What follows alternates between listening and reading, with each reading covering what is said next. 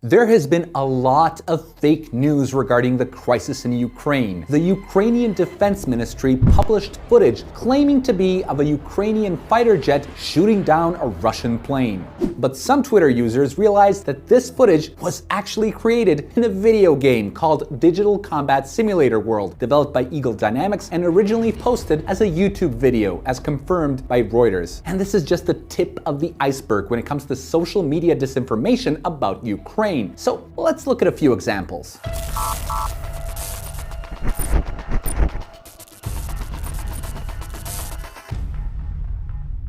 US Congressman Adam Kinzinger tweeted about the so-called Ghost of Kiev, the Ukrainian ace fighter pilot who allegedly downed 6 Russian jets, or as Kinzinger put it, owned the Russian Air Force. Kinzinger wished the pilot, who identified as Samuel Hyde, Godspeed and more kills, without checking the picture that showed American comedian Sam Hyde pretending to be a pilot. Needless to say, he's not. And then there's BBC Breakfast using this footage of what they said was Russia's invasion of Ukraine.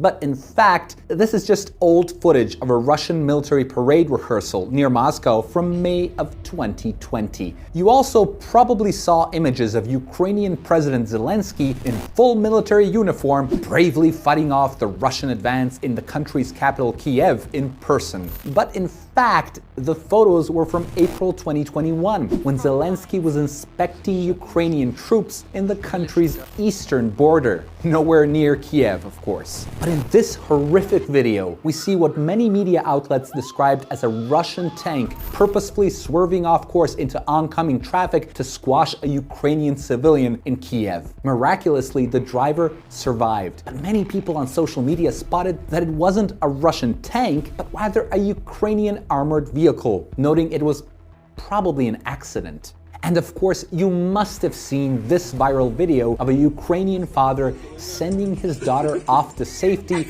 as he stays to fight Russia after Russian forces entered Ukraine.